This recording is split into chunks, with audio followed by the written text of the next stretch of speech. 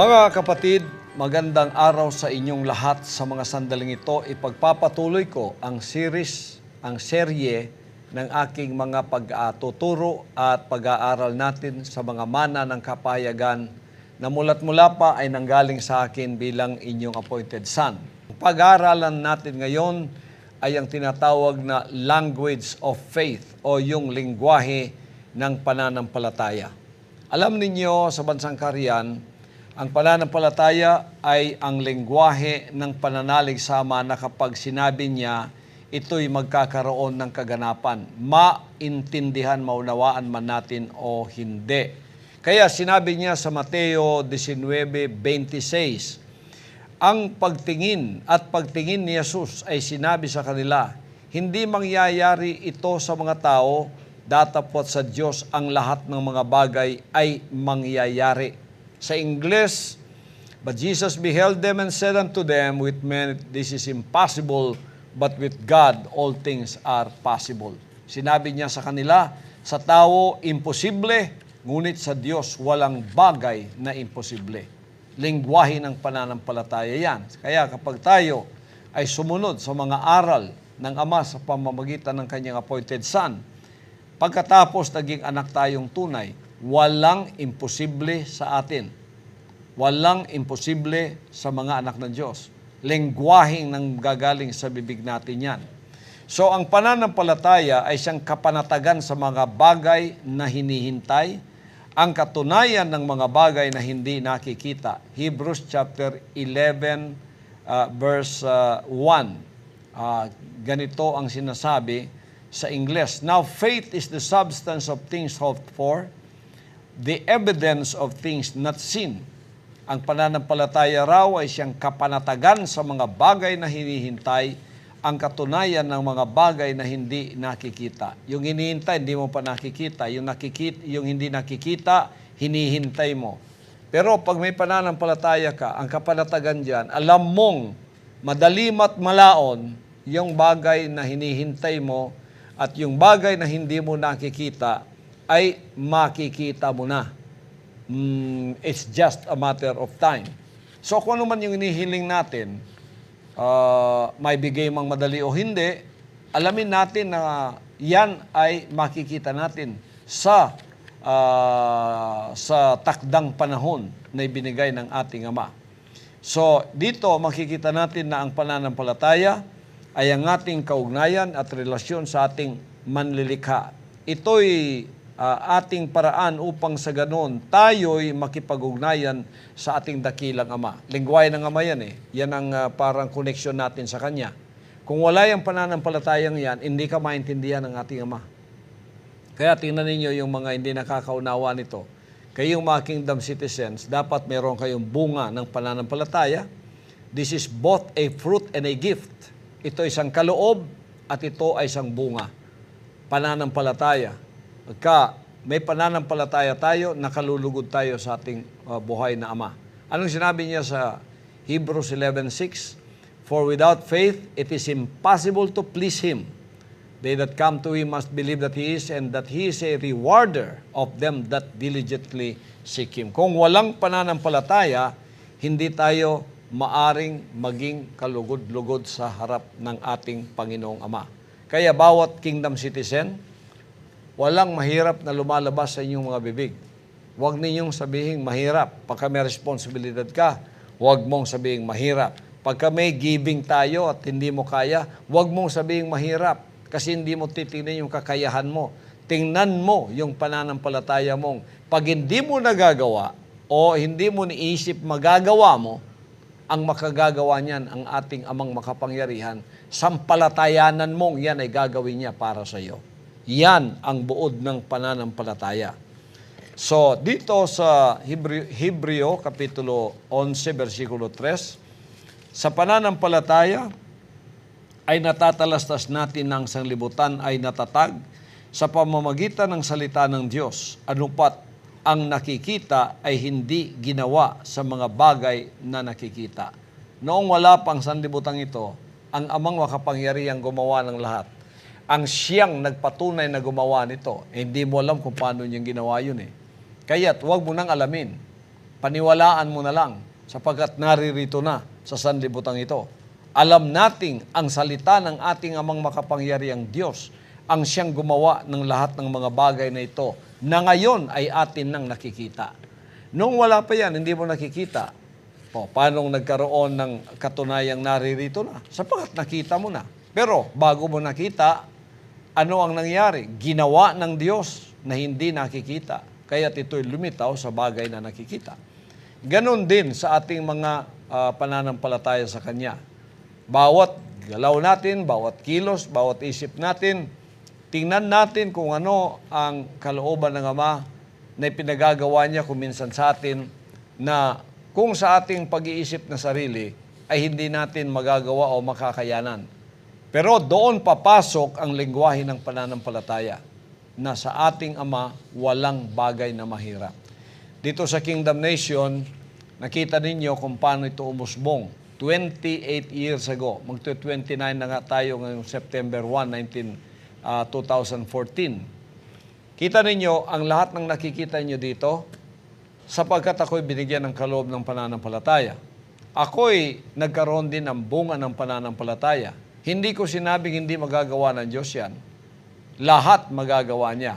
Maaring ako, mahirapan akong isipin itong magagawa ko. Pero doon pumapasok ang lengguwahe ng pananampalataya na pag hindi mo, inisip mong hindi mo magagawa, merong gagawa para diyan sa iyo, ang Ama. Huwag ka lang magnegatibo, paniwalaan mo at ibibigay niya yan sa iyo. Ganon din sa pananampalataya natin sa bawat araw, meron tayong financial revolution. Dito sa kingdom, maraming giving dito. Pagkatapos isusukat mo sa buhay mo, pobre lang ako, dukha lang ako, paano kung magagawa ito? Wala kang pananampalataya pagka ganun ang lingwahe mo. Pero pag sinabi mong, itong utak ko hindi kaya, pero merong akong alam na may kaya nito. Ang Amang nasa sa akin, makakayanan to. Bibigyan niya ako ng daan upang ito ay magampanan ko at makaya ko. Yan, lingwahe na ng pananampalataya yan. Ano ang sinabi niya sa Hebreo 10:38 hanggang 39? Ngunit ang aking lingkod na matuwid ay mabubuhay sa pananampalataya. At kung siya ay umurong, ay hindi kalulugdan ng aking kaluluwa. Ngunit tayo'y hindi doon sa mga nagsisibalik sa kapahamakan, kundi doon sa mga may pananampalataya sa ikaliligtas ng kaluluwa. Tingnan niyo, napakaliwanag dito. Now the just shall live by faith, but if any man draw back, my soul shall have no pleasure in him. But we are not of them that draw back unto perdition, but of them that believe to the saving of the soul. Tingnan ninyo ang sinabi niya. Ang tayo, mga lingkod niya, tayo, mga anak niya, ay matuwid tayo sa harapan niya. At sinabi niya, ang matuwid ay mabubuhay sa pananampalataya. Sa sampalatayanan mo ang mga bagay na hindi mo nakikitang parang mahirap. Ngayon, sa pagkakaisa natin, marami tayong responsibilidad dyan sa SR, sa FR. Spiritual Revolution at saka yung Financial Revolution. Ito lang fruiting scheme natin.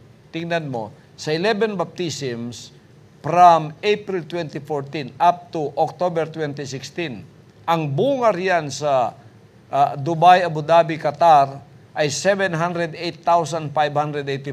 Mahirap isipin, no? Pero sasabihin ba ng utak mo, delikado ito, hindi ito pwede, mahirap ito, negatibo ka na, mahirap sa iyo. Pag nagsalita ka ng ganyan, galit ang Ama sa iyo. Pero pag sinabi mong, praise the Father, purihin ang Ama, hindi kaya ng utak ko yan, pero alam ko, mangyayari yan dahil ibinigay ng Ama sa atin at sasampalatayanan ko. Yan ang ibig sabihin ng Hebrews 10:30-39 na ang matuwid ay mabubuhay sa pananampalataya. Pag umurong ka, naging negatibo ka, sabi niya, hindi kalulugdan ang iyong kaluluwa.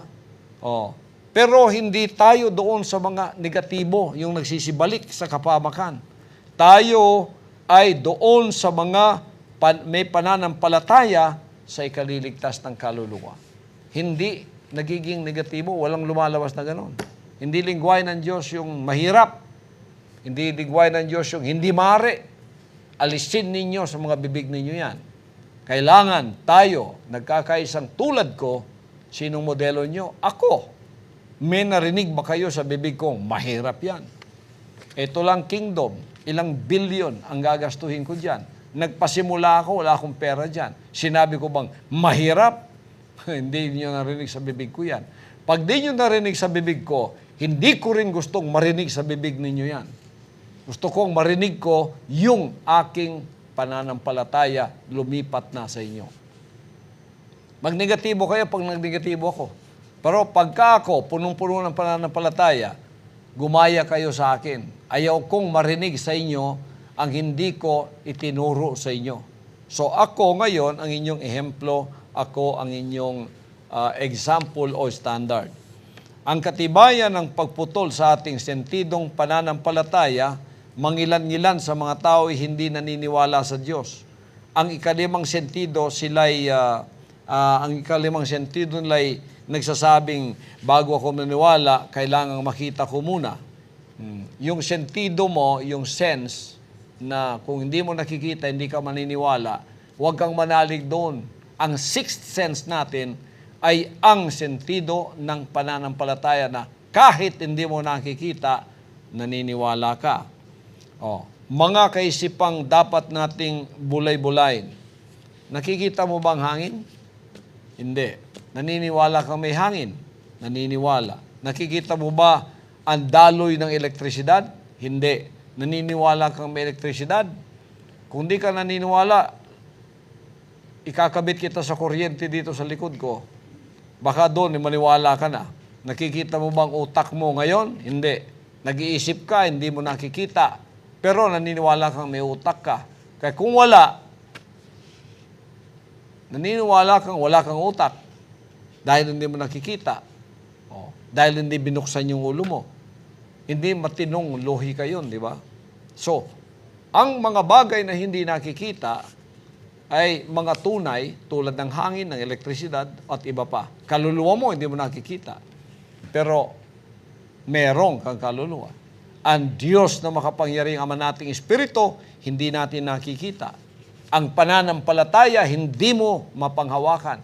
Pero pagka yan ay napasayo, ikalulugod ng Ama sa iyong buhay yon, sapagkat lengguwahe ng Ama ang iyong natutunan at ikaw ay kanyang kalulugdan. Walang anak ng Diyos na hindi dapat kalugdan ng Ama.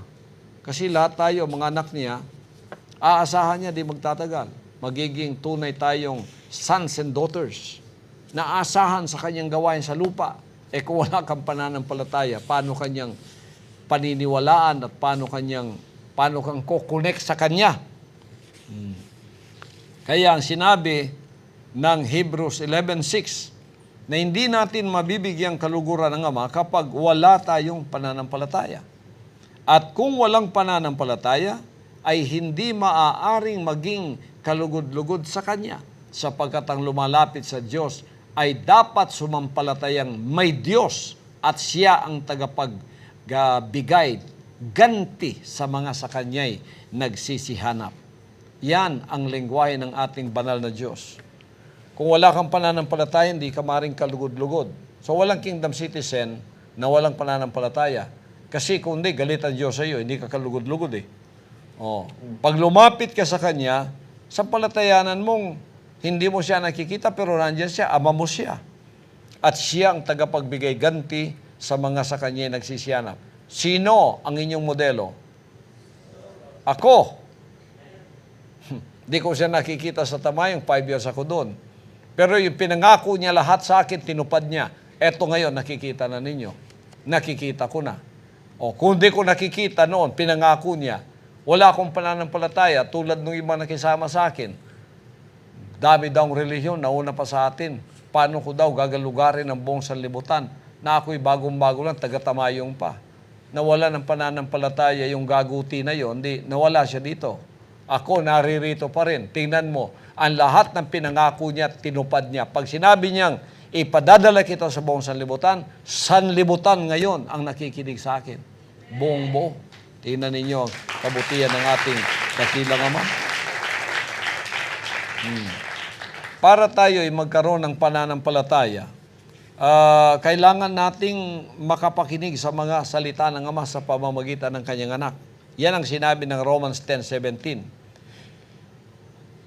So then, faith cometh by hearing, and hearing by the Word of God. Imposibleng magkaroon ka ng pananampalataya kung di ka nakikinig ng mga salita ng Diyos sa pamamagitan ng Kanyang anak. Kaya nga ang paniniwala ay nanggagaling sa pakikinig, at ang pakikinig ay sa pamamagitan ng salita ng Diyos. Hindi ka nakikinig. Ang iba riyan sa inyo, hindi nakikinig. Nakaharap kayo sa akin, hindi nakikinig. Papasukin ninyo ang mga salita ng Diyos dyan. Isa buhay ninyo, pupuno kayo ng pananampalataya. Faith cometh by hearing. Pakinig. And hearing by the Word of God. Huwag ka makinig ng nobela. Huwag ka makinig sa mga noontime show. Walang pananampalataya makakamit mo riyan. Magiging worldly ka lang. Pero pagka nakinig ka sa mga salita ng Ama through the Son, tingnan mo, ang pananampalataya mo, lalago hanggang ikaw ay maging katulad ko. Nakakabit sa pananampalataya ang paggawa ng tao. Sinabi ng Lucas 5:4-6, pagtigil niya ng pagsasalita ay sinabi niya kay Simon, pumaroon ka sa laot at ihulog ninyo ang inyong lambat upang mamalakaya. At sumagot si Simon, sinabi, Guro, sa buong magdamag ay nagsipagpagal kami at wala kaming nahuli. Datapwat sa iyong salita ay ihuhulog ko ang mga lambat. At nang magawa nila ito, ay nakahuli sila ng lubhang maraming isda at nagkapunit-punit ang kanilang mga lambat. Tingnan mo to. Pag inutos ka niya, gawin mo na lang. At darating ang milagro sa pamamagitan ng pananampalataya. Biro mo, sinabi ni Pedro, sinabi ng Ama, ihulog ninyo ang lambat nyo, pumaraot kayo doon sa laot at doon ninyo ihulog yung lambat upang mamalakaya. Sinabi niya, magdamag na kami ditong nagsisipagpagal. Wala kaming nahuli. Pero sabi niya, dahil sinabi mo, tutuparin ko. Kahit na ang sirkumstansya nagsasabing wala, pero pagka sinabi ng Ama through the Son, gawin mo na lang. At magkakaroon ka ng maraming pagpapala. Tingnan mo yung isda, nagsilitaw dahil naniwala siya sa sabi ng ating Panginoong Diyos na Ama. So, sa simpleng pananampalataya o pananalig sa mga salita ng Ama, salungat man ito sa anumang kalagayan o sitwasyon, kung saan tayo'y naroroon, ang milagro ay darating. Basta't gumawa ka na lang. Huwag ka nang magreklamo. Wala yun sa lingwahe natin. Ang lingwahe natin, sumunod. Pag sumunod ka, nanampalataya ka, milagro ang aanihin mo. Purihin ang dakilang Ama. Puro pananampalataya, no? Sinabi niya sa Mateo 17:20. At sinabi niya sa kanila, dahil sa kakauntian ng inyong pananampalataya, sapagkat sinasabi kong katotohanan sa inyo, kung magkaroon kayo ng pananampalataya na kasing laki ng butil ng binhi ng mustasa, ay masasabi nyo sa bundok na ito, lumipat ka mula rito hanggang doon at ito'y ililipat at sa inyo'y hindi may pangyayari. Tingnan mo, if you have faith as a grain of a mustard seed, you shall say unto this mountain, remove hence to yonder place, and it shall remove, and nothing shall be impossible to you. May rongkang pananampalatayang kasing laki ng butil ng binhi ng mustasa, makapagutos ka sa bundok, lumipat ka, at ang bundok na yan ay lilipat at walang magiging imposible para sa iyo. Tingnan mo yung pagtayo natin ng kingdom, parang bundok ang nilipat natin yan para magkaroon ng katuparan ang ating hiningi. Nakikita ninyo, ang lahat ng operations ng anak dito sa lupa, puro pananampalataya. Ito nakikita nyo sa buong kingdom, buong sanlibutan, pananampalataya lahat yan. Kaya kung ano ako sa pananampalataya, kailangan kayo lahat, ganun din kayo. Kasi kayong lahat magiging anak, babae at lalaki, pupunta sa sonship, sons and daughters, tapos pupunta kayo doon sa pagiging pagiging katiwala, imposible kayong maging sons and daughters kung wala kayong pananampalataya. Ako yung modelo nyo. Kaya pag kayo ay binigyan na ng Ama ng gawain na maging full-time na kayo lahat. Kasi lahat ng mga anak papunta ng pagka-full-time yan. Pag kayo ay naging full-time miracle worker na, army of goodness na, kayo ay may sandata ng malakas na pananampalataya. Kasi kung ano man ay paggagawa niya sa atin, imposible man, tingnan o hindi, wala nang imposible sa atin sa mga araw na yon. Tingnan ninyo, sa buong sanlibutan, walang imposible sa atin. Mapa Amerika, mapa Canada, mapa Europa, mapa gitnang silangan, mapa Central America, Asia, Pilipinas, walang imposible. Pag pinagawa sa atin, gagawin natin. Yan, kailangan umunlad tayo doon. At kailangan kayo maging kagaya ko lahat. Wala akong gustong makita ng anak ng Diyos na kulelat sa pananampalataya. So sa mga uling araw na ito, mapapalad yaong nagsisisampalataya, bagamat hindi nakakakita. Ito yung lesson na binigay niya sa mga apostoles niya. At dito sa John 20:26-29, ang sinabi niya, pagkaraan ng 8 araw, muling nasa loob ng bahay ang kanyang mga alagad. Kasama nila si Tomas. Dumating si Jesus nang nangapipinid ang mga pinto at tumayo sa gitna at sinabi, kapayapaan ang sumainyo. Nang magkagayoy, sinabi niya kay Tomas, idaiti mo rito ang iyong daliri at tingnan mo ang aking mga kamay at idaiti mo rito ang iyong kamay at isuot mo siya sa aking tagiliran at huwag kang di mapapanampalatayahin kundi mapanampalatayahin. Sumagot si Tomas at sa kanya sinabi, Panginoon ko at Diyos ko. Sinabi sa kanya ni Jesus, sapagkat ako'y nakita mo at sumampalataya ka, mapapalad yung hindi nakakakita at gayon may nagsisisampalataya. Napakalaking lesson nito, mga kapatid. No? Resurrected na si Jesus Christ. Isang araw, sinabi ng mga apostol, nag-usap-usap sila, nakita namin ang guro, ang master. Bumangon siya mula sa mga patay. Naniwala silang lahat. Si Tomas naman ay walang kapanipaniwala. Ngayon, nagtipon sila sa isang dako. Nakapinid ang lahat ng mga pinto. Biglang-bigla, nagmaterialize si Jesus Christ sa kanilang kalagitnaan. At naguluhan sila. Sabi niya, peace be unto you. Ako ito. Pagkatapos ng tumahimik sila, tinawag si Tomas, halika nga rito. Idampi mo yung kamay mo at daliri mo dito sa tagiliran ko, dito sa butas ng kamay ko at sa butas ng paa ko.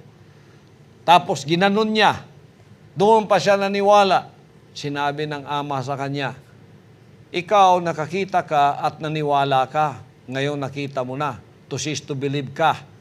Pero sabi niya, mapalad ka dahil nakita mo ngayon naniwala ka na.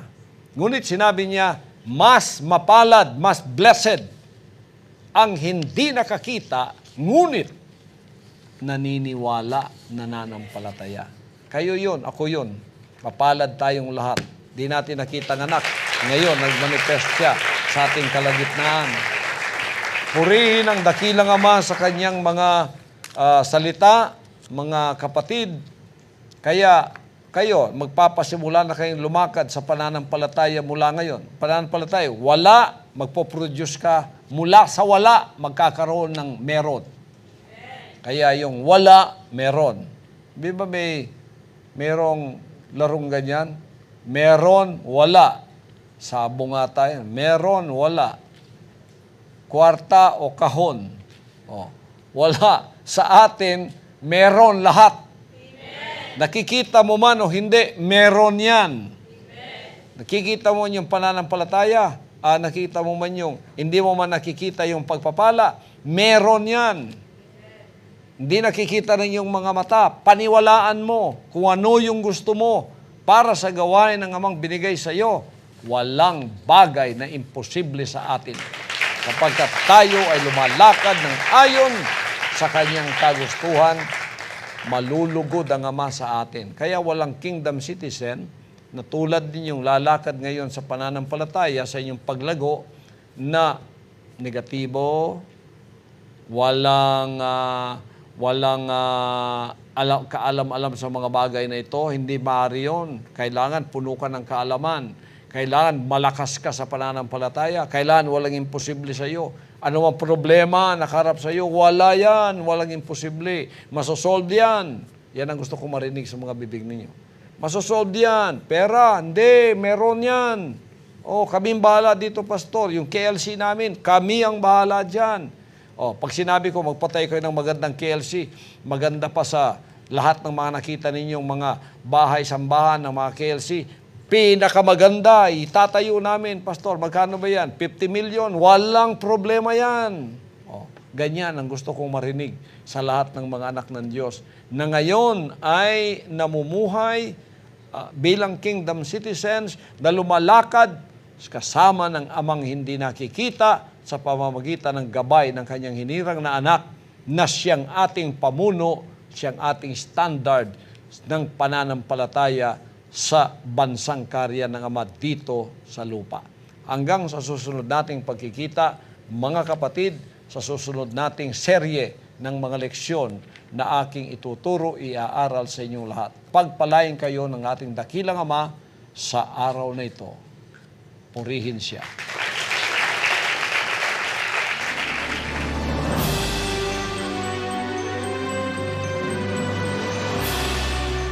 Ang mensaheng inyong napakinggan ay bahagi ng 15 panimulang mga leksyon para sa mga kingdom citizen.